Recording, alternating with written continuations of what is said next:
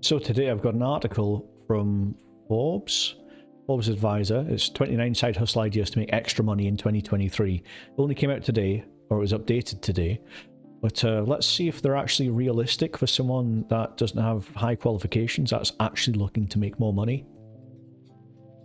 So the first one we're looking at here, spoiler, is freelancing. Now, freelancing is such a vague term. I don't think you could say that's a side hustle. Most people, that's the way they make the main money. The problem with freelancing is you need A, big skill set, and B, you need to get clients. So you're actively spending so much time without getting any money at all. I mean, if you can freelance, more power to you, but it's a big time investment and skill investment to begin with. And most freelancers, they need the internet. If you don't have an internet connection, you're looking for another way to make money, then you're out of luck there. I mean, they always say things like graphic designers, writers, editors are all in demand. Yeah, but the market is also flooded because everybody else is trying to freelance, try and get extra money. So you've got to try and find something that makes you stand out from the crowd. I think the supply far outweighs the demand with freelancing, with that sort of thing. And of course, skilled mechanics, trained bookkeepers, video editors, all these things need prior skills. Now the next one, doggy daycare and pet sitting. You need a place to do it. You need a good infrastructure. So if you're not living in a city and you're not able to visit people, it's quite difficult to get this sorted out. And when they say side hustle, I'm expecting something that you can only put 10 hours a week into and get a return. When in reality, pet sitting, you kind of work around other people's schedules. So it's not ideal, but if you've already got the connections, you know people that are willing to pay for pet sitting, it's fantastic. Problem is, like I said, you already need the infrastructure. And if you're like super low down financially, then it's not viable. It's on par with babysitting, you know? So the next one, dog walking. Same thing as pet sitting. It's same upsides, same downsides. They always try and present it as, oh, it's a way to exercise and you can make a bit of cash on the side. But no, dog walking, if you've got 10 dogs at a time, you're going to be majorly burned out. You've got to be super fit for that sort of thing. And if you're not living in a big city with lots of people that have the luxury of owning a pet, but don't have the luxury of having enough time to look after it, then if you're in that area already, then you're probably well off and you're not needing extra money on the side. Tech startup services, oh come on. It's easy for the side hustle if you're a tech whiz, if you've already got the training and you already know the equipment. And the other side of it is that to get the equipment in the first place and learn about it, 9 times out of 10, you've got to invest a good bit of money. So, big investment. It says startup and ongoing costs are minimal. They're not. Trust me on that.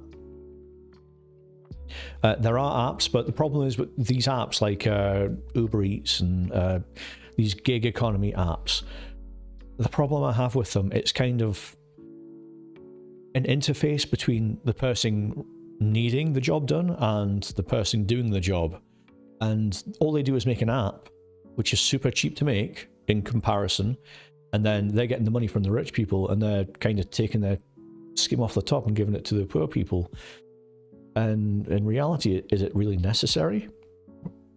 I mean, all they're doing is providing the advertising and the platform for it. So yeah, I'm not 100% on these sort of things. I mean, yes, you get paid at the end of the week, so that's a bonus, but yeah, we'll probably see Uber Eats further down the line. Now, blogging may have been good in 2006, 2007. Nobody goes to a blog these days, let's be honest. You might as well scratch out blogging and substitute that for social media influencer, which, like, the sort of people that go on blogs, are the people that are stuck in the past. You know, I don't think that's realistic these days. In the past, possibly, but that's been and gone. The only people that are interested in blogs are people that are trying to sell you the server rental and the website creators, you know. 6, senior sitting and companion. Now, it's a noble endeavor, but it's very time consuming and you can get emotionally attached, and the pay isn't that good. I don't know if it's what it's like in America, but in the UK, it's more of a volunteer sort of thing. If you're with a charity, that's the sort of thing you do. But yeah, I don't think you could call that a side hustle, really. I mean, you've got your own family to look after. Why focus your time on other people's family? Babysitting and childcare. The problem with that, and you've seen the horror stories all over the internet, is nannies don't get paid enough for the job that they do. And looks like you need a babysitting certification. Just do the course, pay the money, do the course. You might not get a job at the end of it, but they've got your money. The other thing is with doing courses, you have to be very specific with the courses you choose, because there's lots of people out there that are just trying to get your money. So be aware of that. Personal assistant. Getting into that can be difficult. It's good if you can do this like virtual assistant thing, but again, that requires the internet. In a real life, personal assistant is a full-time job. It's not a part-time side hustle. You can help people by being able to automate their things if you know the techniques and you know a bit of programming, and you can manage their like emails and schedule and things like that. But if you get into that sort of industry, it's so low paying for the amount of work that it involves. I don't know if I'd recommend it. Now, of course, the people that try and promote personal assistants are the people that have already got a lot of money and not a lot of time, and they're needing a personal assistant. So you're basically a servant at that point. Mobile car washing and detailing. Again, you need an urban environment. If you can reach out to local businesses and find ways to help out, that's a great way to side hustle. But essentially, that's a second job. It's not a side hustle. And you're still working for someone else. I'm guessing after they mention mobile car washing, they're going to mention mowing lawns, which does require tools and requires you to be able to be physically fit enough to do that sort of thing. So if you've got a bad back from sitting in the office all day, you're not going to be going out mowing lawns. It's after 5 o'clock at night, you know? Local handyman. Again, if you're competing with full-time repairmen, then why would they take you over them unless you're providing a worse service for a lower cost? I mean, if you've already got the handyman skills and you've got the tools, then it's a good way to use them. But the consistency is few and far between. You could have a flood of requests one week and then a drought in the next 4 months. You don't know. It's just not reliable. Oh, virtual assistant is down as a separate one. Fair enough. Again, it's trying to promote apps, and again, you have to try and get the bookings and make it viable. A lot of these things require you to do the legwork to go out there, communicate with people, and get bookings, or you're doing it through an app. Sell at local markets and festivals. No, it's a money sink. Think about it like this. If you're trying to sell jam at the farmer's market, or you're selling t-shirts at a festival, you have to spend so much time and effort. Well, the main thing is you're spending so much on stock as well. These days, if you're trying to sell physical stock, then it's very difficult unless you're doing it through a place like eBay or Amazon or Etsy or somewhere like that. I mean, you can sell at local markets and festivals, but that is a business. If you don't have a good understanding of how business works, then you can sink all your money into it, and you get like these pop-up shops where someone's got a great idea. A bored housewife thinks, oh, I can sell flowers. No, it's never financially viable unless you've got big money to back it up to begin with. If you can soak up the costs and develop it into a full business, good. But that's not a side hustle you can start with zero income. You always need like either time, skills, or money to invest before you can get a return. Now, tutoring and instruction, you can do that. I've seen people go on like English as a second language sites, but this was pre-COVID. Now that we're post-pandemic and everybody, when they were stuck in the house, was already trying to do that, the competition is high, so the pay you get from there is low. Like, for example, Cambly or things like that, it's like less than minimum American wage or thereabouts. So is it worth it? I mean, $10 an hour talking to a webcam, yeah, you make a little bit of scratch money out of that, but you're not going to develop a business out of it. You're not going to progress above making an extra $30-40 just to help pay the groceries. Self-publishing, I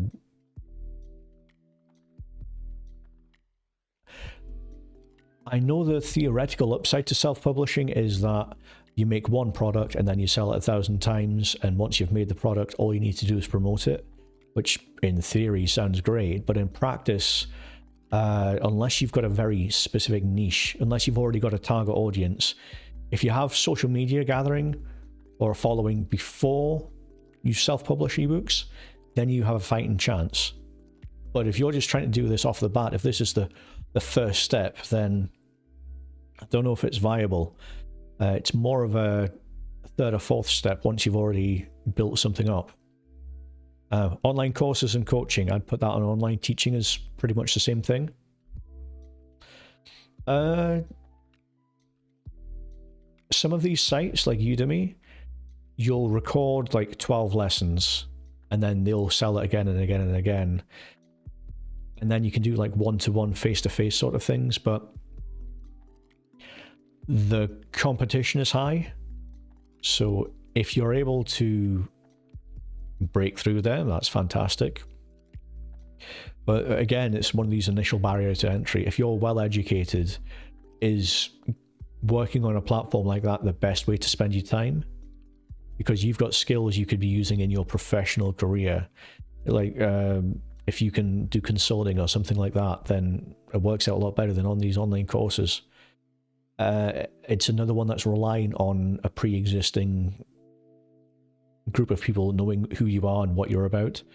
If you've got that, online courses are great. Like if you've got a YouTube channel already, you can try and sell an online course, but there's so much heavily saturated general courses like build up your business. It's difficult to justify your course over the bigger names. But the further specialized your niche is, the more chance you've got of actually selling an online course. You'll get lower sales, but the people that are into it are more likely to buy the course. Now, digital product sales. This is probably one of the better ways to do it, but the thing is, like, if you're selling stock photos or stock video, things like that, it means you've already got skills and tools to be able to do that sort of thing. I think if you've already got a computer, logos and digital artwork is low barrier of entry, but it takes a lot of hours to learn how to be good. And yes, you can sell one thing 100 times, or you can kind of like focus on the marketing. And like indie games, for example, if you make an indie video game, it's like 90% marketing, 5% luck, and then 5% programming knowledge. There's so much emphasis on marketing at the minute that it might be one of the better ways to do this. Like if you get good at marketing, you get to know the lingo, you get to know the techniques, and you can literally go out to smaller businesses and apply to them and say, okay, this is what I can provide. What have you got at the moment? This is how we can increase your sales, increase your online presence. And these are valuable things that people will pay for. And I'd call that a side hustle because you can do it outside of a full-time job. So the next one, YouTube channel. That's what I'm doing now. Now, for different reasons, though, this is more of a personal challenge than trying to make it big on YouTube, but if it works that way, I'd be happy. So, it's low barrier of entry. Literally all you need is a microphone and a camera. You've got both of those on your mobile. The problem is, like, 95% of YouTube channels don't make it past the 1,000 subscribers, 4,000 hours watch time. And I think the reason for that is because they don't improve, or they give up. The problem with YouTube is you're going to be making 100 videos over a year before you start gaining traction and momentum. Once you do, it starts building up better and better. So it is one of these things that it's an investment of both your time and your skills. Try and improve yourself. But if you think about it like this, if you make one video and it gets 5 views, doesn't make a difference. If you get 1,000 videos with 5 views, that's 5,000 views. Now, the ad revenue isn't good, but the way to make money from YouTube, at least in the past couple of years, is if you get to a micro level of, like, say 10,000 subscribers, you're getting regular views. If you're in a good niche, you can start charging like 20, 30 quid per 1,000 views for a sponsor. And then the emphasis is on your negotiation with them and how many views you can pull. I mean, the more views you get, the more clout you've got. And I hate the term clout, but it is the correct term to use in this situation. A viral social media creator. You might as well buy lottery tickets. There's no formula for viral. Thing is, with YouTube, it's because it's already established. There are certain proven methods to get sponsors and to get monetization out of it. If you go to things like TikTok and Instagram, it's harder outside of sponsors to genuinely use the value you have there to monetize it. I mean, if you're not selling your own product, you would be selling someone else's. But that's like a handful of people that do get into the celebrity status. And I think some people have got a natural charisma, they've got advantages. So if you're not well versed in that sort of thing, then it can be an uphill battle. But yeah, it is low barrier of entry. I'd say that's one of the higher up ones. Now, influencer marketing. What do I think about influencer marketing? If it's just talking about affiliate links, then again, that's step 3 or 4. You've got to get the big channel before you can start really utilizing affiliate links. Yes, you can put them on there if you're a low view channel, but your chance of getting something sold through an affiliate link is so drastically slim, you're closer to going viral. And the other side of it is, it almost feels like people are just making a brand instead of developing a personality these days, which says something about capitalism more than anything else, but that's another video for another time. Now, creating a podcast. Is it cliche yet? Like, 30-something white dude who's got spare time makes a podcast. 15 years ago, it was new and interesting. Now, everybody's got a podcast. You can get sponsors, but it takes a lot of time to edit a podcast. Speaking from experience, there's low barrier of entry because you don't have to show yourself on camera. As long as you've got some basic social media knowledge and you know how to mock up something in Canva for a front cover, then the main barrier is actually being interesting and having a good microphone, which is a lot more difficult than people realize. There's just so many generic podcasts out there. Really important to niche down. If you expecting to be successful. Now, e-commerce reseller, there is potential there, but you have to be really savvy with your business skills before that can become something that's viable. I think drop shipping, that sort of thing, is kind of morally bankrupt, I think is probably the best way to put it. I mean, technically you can do that sort of thing. If there's a demand for stuff, then go for it, but it's for someone that has money to invest. Like, there's no point trying to start this up with something that you've only got like 5 copies of. If you've got a pallet full of stuff, you can try and sell it there, fair enough. Or if you're 3D printing things that, like, very specific individual parts for a machine, for example, or like miniature hobbies, if you're good at printing, then, and you're good at CAD, AutoCAD, like specific tools that are used to do 3D models, then you've got a chance there. But e-commerce, is that just like thrifting, like buying shirts and selling them for twice the price? There's opportunity to make a full-time business out of it, but is that what you really want? A full-time business selling other people's stuff? Or are you just looking for a side hustle, some way to make extra money on top of your main job? I mean, if you're working 40 hours a week, to put another 30 hours into building up a business is not a side hustle. That's starting a business. Let's be honest here. I think the definition of a side hustle is very skewed these days. Now, taking online surveys. That's a real putting out as much as you can. Like, if you've got zero income, but you have time, it's an option. It's not a well-paying option. And it's a bit of a lottery to get into specific surveys, but it doesn't require any skills or training. All it requires is an internet connection and spare time. So this is good starting off. If you're unable to do other things, then it's a good entry-level one. But if you've got a camera and a microphone, I would do YouTube videos over taking online surveys.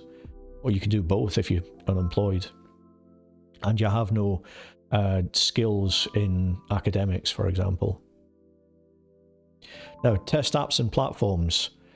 It's the same problems as taking online surveys because you need to get in there to begin with.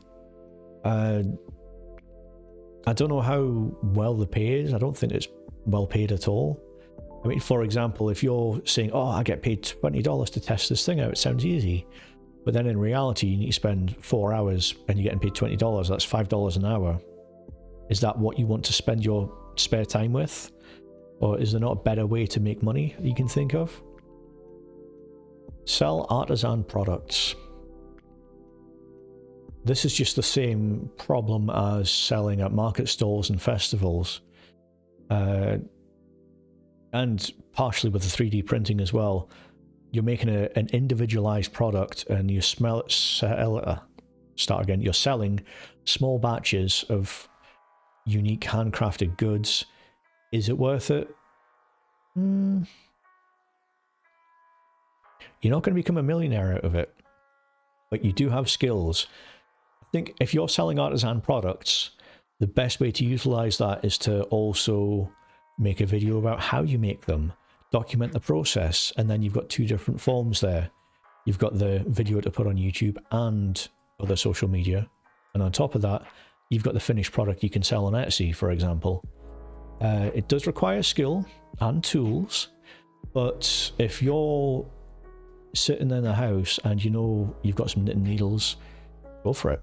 I don't think baking is a good idea because it's perishable goods, but the painting, woodworking, sewing, knitting, crafting, other handmade goods, that does work. Jewelry can be such a small market that you're either selling to people that don't have a lot of money or you're selling to people that have got way too much money, but they're very few and far between. So you can set up your own shop, but these days it's so hard to promote your own shop, it's probably better to just go on Etsy. Drop shipping scam. Basically you're the middleman between buying a product and then selling it up at a higher price. I mean, yes, most people recommend drop shipping, but most people that do drop shipping, they soon find out that there's 1,000 other people that have tried to sell the same thing in the same marketplace before you, so it's so hard to stand out. I don't know if drop shipping's viable. Print on demand products, same thing with drop shipping. If you're an illustrator, you can sell print on demand, but you can also sell your wares as an illustrator, and you can also make YouTube channels documenting your illustration. So with that skill, there's lots of avenues there. Photography as well. If you're a specialized skill, then I think if you're specialized in taking pictures of a certain aspect, like going to festivals and gigs, for example, or product photography, then that's good. I mean, if you're good at product photography and you can contact small businesses to try and say, okay, you're selling this thing, I'm offering my service, we can work together, negotiate a price, you get some good pictures you can use on PR, I get some good pictures for my portfolio, it's a win-win. But again, that is competitive, and it's a high barrier of entry because you need expensive camera equipment. And yes, you can use cheaper equipment, but the quality will show in the finished product. Self-published print-on-demand books, that's the same as e-commerce sort of things. A lot of these things, it feels like they're looping around to the same thing, but a different product. So that applies to the same thing. So selling products using a retail arbitrage. Retail arbitrage what is an arbitrage in this? Isn't that just drop shipping? Buying a product and selling it at a higher price? It's thrifting. I mean, yeah, you can do it, but you've got to really put the time and effort into finding the products. You've got to have an understanding of what stores are the best for it, and price comparing, that sort of thing. So it does take a lot of time up. It doesn't cost a lot of money to invest in this sort of thing. And the market is saturated partially, but you can maybe do this. I'll be honest with you, I'm not very familiar with that idea. So I'm kind of hesitant about it at the moment. Now, selling proprietary goods. I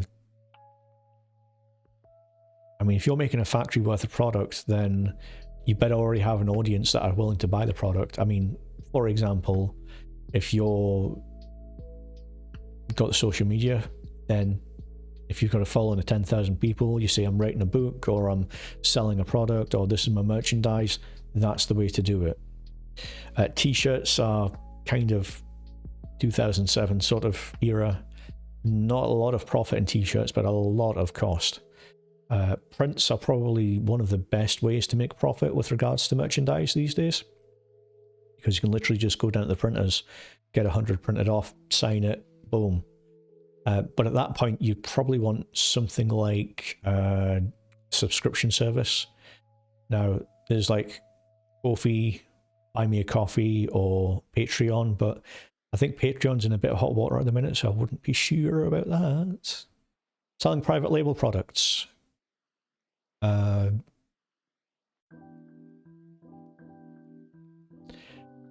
Isn't that just... It's just buying a product and put your own name on it. I mean, you're putting your reputation on the line there. It's costing a bit of money, but that's a level 3 or 4. That's not a make money tomorrow side hustle. Side hustles to avoid. Hustles that require licensing or certification. Depends, actually. I think some of them might be okay with that. I don't have experience with real estate, but I'd imagine that's pretty competitive. But that's like basically getting certification and starting a second career. MLMs, if you don't know what they are, things like Tupperware, where they'll try and... The main way they make profit is selling you product so you can sell it to someone else. Pyramid scheme, basically. Come on. if you're smart enough to watch this channel, you've got common sense. You know that MLMs are dangerous. Side hustle coaching programs, yes, completely agree with that. Avoid them because you literally can find all the information for free online. So if you want to pay money for them, it's your choice. I'd be very specific about who you choose. But yeah, let me know what you think. If there's any other side hustles, or if you want to describe to me what you think the idea of a side hustle is, leave a comment down below and I'll definitely get back to you. Okay? Catch you guys in the next one. Bye.